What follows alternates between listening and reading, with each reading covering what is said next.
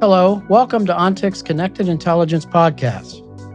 I'm Fred Burton, ONTIC's Executive Director of Protective Intelligence. This podcast offers valuable insights and practical advice to help you navigate the complexities of modern corporate security shared by leaders and innovators in the field. Now, on to the discussion. Hi, I'm Fred Burton here today with my old friend, James Bacigalupo, known as Botch to me. He's the Chief Security Officer and Head of Corporate Security and Investigations at MUFG Bank, where he leads global efforts to protect the bank's people, assets, data, and reputation while reducing regulatory and operational risk. Before joining MUFG, Botch spent more than 3 decades with the U.S. Department of State's Diplomatic Security Service, retiring as a presidential appointee to the Senior Executive Service. His career includes senior leadership roles around the world, from serving as the Director of Security for the U.S. mission to the United Nations, to managing an $850 million security operation at the U.S. Embassy in Iraq. Today, Jim brings that deep government and global security experience to the private sector, navigating complex threats facing multinational financial institutions. Botch, welcome to the ONTIC Connected Intelligence Podcast. Thank you, Fred. Pleasure to be here. It's been a long time, my friend. I miss the old days, but I'm glad you're able to join us today on our podcast. You spent decades protecting U.S. interests around the world, from Prague to Iraq to the United Nations. Looking back, what experiences most shaped how you think about security leadership today? Well, Fred, as you know, when I first started out as an agent, I did a lot of the grunt work, basically cases, investigations, protection, and I always volunteered for different challenging things, like protecting the U.S. ambassador to the UN, which is a cabinet level position, and I got to talk to a lot of the agents, and I got to work with them a lot. So I realized early on that you have to know your people and be able to plug them into the right area or role that works with their personality and what they like. And that's the way you get the most out of people. So I think that really helped me form a leadership type, management type role by plugging in the right people to the right areas. Butch, were you covering, refresh my memory, did you have Ambassador Vernon Walters at the time? Yes, which was a cabinet level position. So as a junior agent, I was back and forth to the White House a lot, which was very interesting. Yeah, an amazing man with quite the storied history, not only in the military, but at the CIA. Exactly. He was the ambassador at large also, and we visited about 25 countries. Wow. Botch, what was the hardest transition when you moved from diplomatic security into the corporate CSO role at MUFG? I know looking back on my transition, it was pretty challenging. It's pretty interesting because when I did the interviews for the bank, a lot of people said, there's going to be no way you can transition from the government to corporate security. And I sat down with Ray Fournier, I don't know whether you remember the name, who I do. He was in the role that I'm in now. And we talked, and I said, this is perfect for a person from diplomatic security, because at the bank, it's public versus private. You have to segregate those areas. You have to make sure it's just like classified and unclassified. So it's very similar. It was very easy to plug myself in. And then also we do investigations, we do protection, we do a lot of the run-of-the-mill things that an agent does. So I think the transition was pretty quick and pretty easy once I put my mindset on it, that classified, unclassified, and put the restrictions in similar to what we have in an embassy. So it worked well. Yeah, our folks have done extraordinarily well, and you certainly have had a wonderful career both in the public and private sector. And you've managed everything from embassy security to massive overseas operations. What surprised you the most about the risk landscape inside a global financial institution? It's interesting. We have a lot of audits, and it's a lot of things that, like we just went through 2 different audits for security, and they're very in depth. They go through everything. I've never had anything like that with the government, even because the inspector general wasn't that in depth. They'd come and ask, "What do you got? What do you want us to look at?" But when the OCC, or the Office of what is it, Currency, comes and inspects our data centers or things like that, they're through everything. The thoroughness of it, really interesting to see.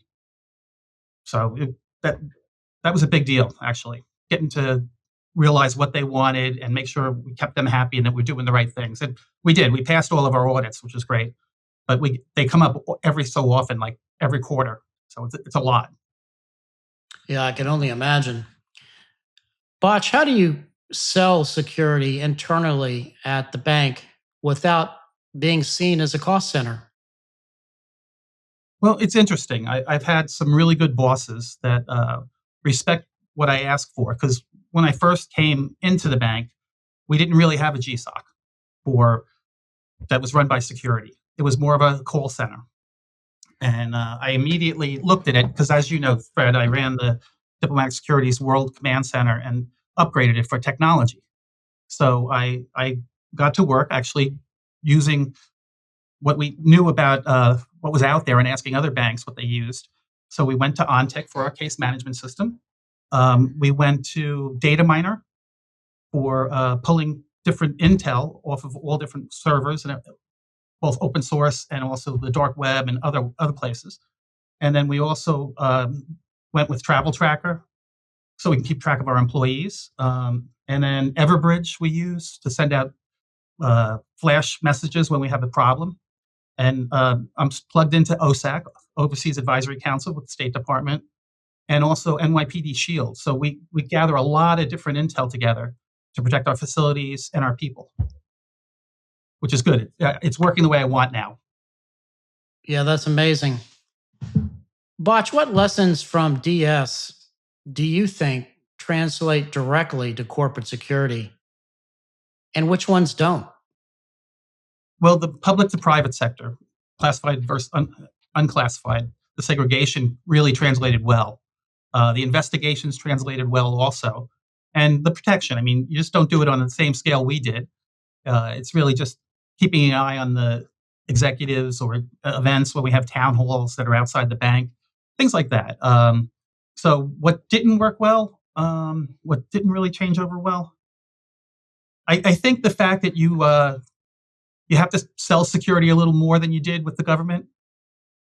It was back to the days before September 11th when people wouldn't listen to us when we were agents and you're in charge of security for an embassy.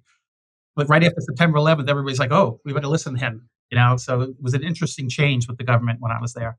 Um, this position, you really do have to sell your programs, and I think I'm pretty successful with it. It's doing well, so I'm happy. Yeah, that's awesome. That's awesome. And as you and I both know that our old organization, tragedy has forced a lot of change. When you look back over the years, whether it be the horrific embassy bombings or the kidnappings and so forth, it seems like it was always feast or famine. Yeah, yeah. Botch, what role does intelligence play in helping your team move from reactive security to proactive risk mitigation? As I said, we have a bunch of different applications we use, and I have really strong watch officers that look through everything, and that's a key component to it, to make sure that you're reviewing it correctly. Because sometimes the stuff is just raw intelligence. You get something off of Citizen or X, and it's really unsubstantiated. You can't just put that out and say, "Oh my God, there was a bombing here. Oh my God, this is going on," because it looks bad. But I make them research it first before we put anything out. So double check all the intel that we get and make sure it's working fine before we send out. We'll get back to the conversation in just a moment. But first, I wanted to tell you about OnTech resources. In the world of safety, security, and protection, we know that gathering and sharing information is crucial. That is why we created our Resource Center as a hub for security strategies, best practices, and tools and tips to do your job more efficiently.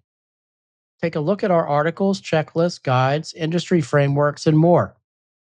Check out the link in the episode description to visit ONTIC resources or visit ontic.co/resources. Do you think, Botch, the horrific murder there of the United Healthcare CEO really changed the thought process amongst your executives as well? I think it has. I think it has. I mean, it really hit home because it was only a few blocks from our buildings here. And it really brought up the fact that you're not really, even though you're not seen that much in the public, that you're still actually a target. So we do a lot for travel security and other things with our executives. So we have a person that looks over all that for me. He does a really good job. You know, Botch, you oversee a GSOC and a nationwide huge guard contract. And obviously, your time at state, keeping an eye on the world, which in itself is a daunting task. From your perspective, what does good look like for a modern GSOC today? Well, it's interesting having worked at the Diplomatic Security World Command Center and upgrading it for technology. I had a lot of people come to me and say, "You need this. You need to see this one thing. It only costs $100,000, and you can see every plane in the United States." We're trying to sell me all this stuff. I mean, great technology, but not useful for our mandate. So when I started upgrading the GSOC here, it was the same thing. You had all these different contractors coming, and I went to all the other banks and asked my counterparts, "What do you guys use?" So I could get an understanding of what works best. And I think that really helped with getting to where we are right now. So benchmarking with Yes, others as to how they define what good looks like really helped as well. exactly. Yeah, it's amazing. Much like it was when we were with DS Botch, over the 25 or so years I've been in the private sector, it's amazing how much cooperation you do get from folks in our industry if just asking the questions, right? You're right. You're right. Botch, how do you measure effectiveness in security operations beyond incident counts and response times?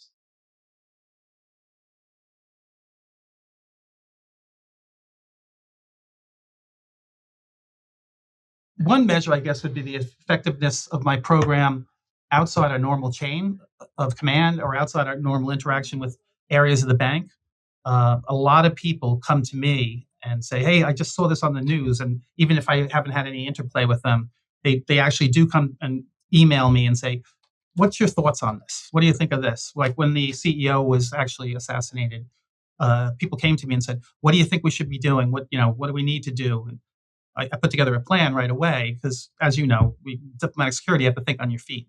So I think when people come to you, you know you're doing a good job, that you're really moving ahead with your program. Yeah, that's awesome. What role should technology play, and where can organizations conversely over rely on it? Well, as I said a little earlier, technology is good, but you can't rely on it solely. You need the human factor. A lot of people are going to AI cameras because they can pick out stuff if people are piggybacking or whatever. You have to have somebody like a good watch officer actually looking at what's going on first. You can't put out an alarm right away based on what an AI says. They got to see if somebody's holding the door open because somebody has packages. Things like that. You got to really review things before you rely only on technology. Um, Although it's getting much better, even since I started with the bank, it's really come a long way. I just went to GSX and saw all the different vendors and some of the capabilities they have. It's pretty amazing. But yeah, you can't rely solely on technology. You have to have a human factor in there, and people have to actually think and understand what they're working on. Make sure that it's not just relying on a machine or AI. Yeah, that's really interesting. I was down at GSX too, and when you walk around, it seems like AI is everywhere. Yeah, That yeah. appears to be what everybody's talking about. Do you find that to be the same within the financial industry that you're in? Actually, yeah, we've moved to some AI right now. We're only using one program right now, which is good because it's you're making sure that our IT people are following it, making sure they're keeping track of everything. But yeah, it's really out there, AI, as everybody knows. From Copilot to assist with writing and things like that, it's just very interesting. Botch, as you look over your career and think about everything from starting out as a basic street agent and working your way up, what lessons or advice would you give to that young person that wants to be a chief security officer one day and really doesn't know how to get there? Yeah, Fred, the thing with my career, it was very different because I always volunteered for the assignments people didn't want, thinking this could be interesting. And by doing that, I think I made a name for myself with some of the senior people because they were like, "Oh, where's that guy? He's always willing to do stuff." Rather than saying, "I'm not going to, I don't want to do that. I can't do that." We had a bunch of people that would do that, and in the office I was in New York, it was, "I'll take that. I'll do that. I'm single. Throw me there." You know, so I would go on back-to-back protection uh, assignments and things like that. I did a couple large investigations with diplomatic security, as you know. So yeah, like always, I would tell a young agent or a young person looking to move ahead in security, don't think that because you're doing something different, it's going to hurt you. It's actually going to make you more of a well-rounded agent or a well-rounded security professional, which will help you in the long run. That's very sage advice. Botch, as a young agent myself, I remember when at the CIA's counterterrorism center, and they Mhm. decided to stand up the hostage location task force, and heck, I volunteered to go because it was a wonderful opportunity, and it was probably one of the best things I ever did career wise. Being in protective intelligence investigations, but going over and working on the hostages, which was you get the chance to see different agencies how they work, and in some cases don't work, right? Exactly. And you know be able to come back with a much more broader scope of at least from a national perspective, how things are done. Well, I remember you did a really good job with protective intelligence for us, Oh, why, thank redefining it you. basically. No, you really did. Yeah, I appreciate that, Botch. Sometimes it feels like yesterday, and other days it seems like a lifetime ago. But Botch, as you look over and protecting the likes of just an amazing man like Ambassador Vernon Walters and others, what are some of the key lessons you learned from individuals like that you have protected around the globe from a leadership perspective? Well, it's interesting because Vernon Walters was an incredible man. Spoke, I think, 8 languages fluently. Um, was the ambassador at large for the president, President Bush, one. He just had so much knowledge and was such an intelligent person, but he was down to earth. He always looked at the agents as like his sons. I always remembered that this high level guy saw me trying to get into a limo, and the deputy chief of mission got in and took my seat and locked the door. And the ambassador saw that. At the next stop, he pulled the guy out and he goes, "Don't you ever jeopardize my security. He's my agent. You do not sit in his seat." Like, I always respected Wow. that man for that. A lot of people wouldn't do that, but he was always down to earth despite his position. So I always remember that, and I always try to make sure I take the time with some of the junior people here and talk to them, make sure they're doing okay. Just rather than just walking in and saying, "All right, get work done." You know. Yeah, I do. I do. Botch, we ask every one of our guests this question, so I'm not putting you on the hot seat, but I've known you long enough to ask this question anyway. Um, what does the phrase connected intelligence mean to you? With all the different technologies I mentioned, linking that with the AI and everything else, but also having the human factor in there. Connective intelligence is how they all fit together, not just relying on your systems, and also making sure your people are aware of how they work and what an effective use of them are, not to over-rely on them. Connective intelligence is very important, but you really also have to have the human factor in there. It gets rid of data silos or whatever you want to call them. So I think it, what would you call it? Creates a unified system where everything's working together, including the human factor. Well, Botch, Get that right? I think it's a great answer. There's no right or wrong answers with that. Okay. We've gotten a lot of different inputs from that, so it's always fascinating to hear how folks explain that. And I want to thank you for your friendship over the past 25 or 30 years, and certainly thank you for what you've done for our country, and certainly what you're doing today in the private sector. And we really want to thank you for being on the OnTIC Connected Intelligence podcast today. Well, thank you so much for inviting me. It was a pleasure being on OnTIC's podcast, and always great to see you. So I appreciate it. Thank you. Thanks for listening in. To find more episodes, visit us at ontic.co/podcasts. Don't forget to rate and subscribe on your streaming platform of choice. Know someone who would be a great podcast guest? Or have questions you'd like us to answer? Email us at podcast@ontic.co. This episode was produced by AJ McKeon. And I'm Fred Burton. Thanks for listening.